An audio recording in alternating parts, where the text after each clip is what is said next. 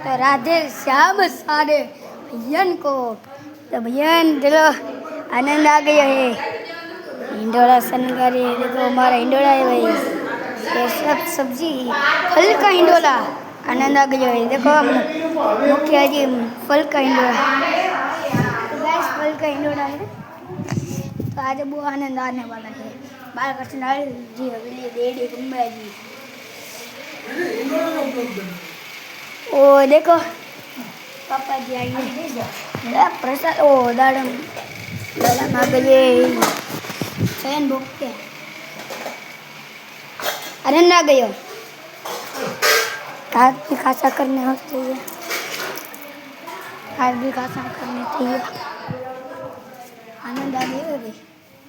चलो महाप्रभु जी को दूध कराते मुझे को ये बहुत ऊपर ले मुझको झूम करना पड़ेगा। आचार्य श्री महाप्रभु जी की जय। आज खूब आनंद आने वाला है का। आज फल का हिंडोला है। फ्रूट का? हाँ फल का, फल फ्रूट का। हाँ फल फ्रूट का बहुत आनंद। तो राधे श्याम सारे भैयन को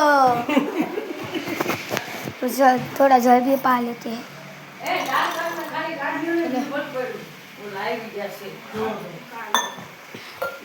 तो चलो जय श्री कृष्ण, जय राधा मोहन। अच्छा लगा हो तो सब्सक्राइब करना, लाइक करना, शेयर करना। बाय, जय श्री कृष्ण।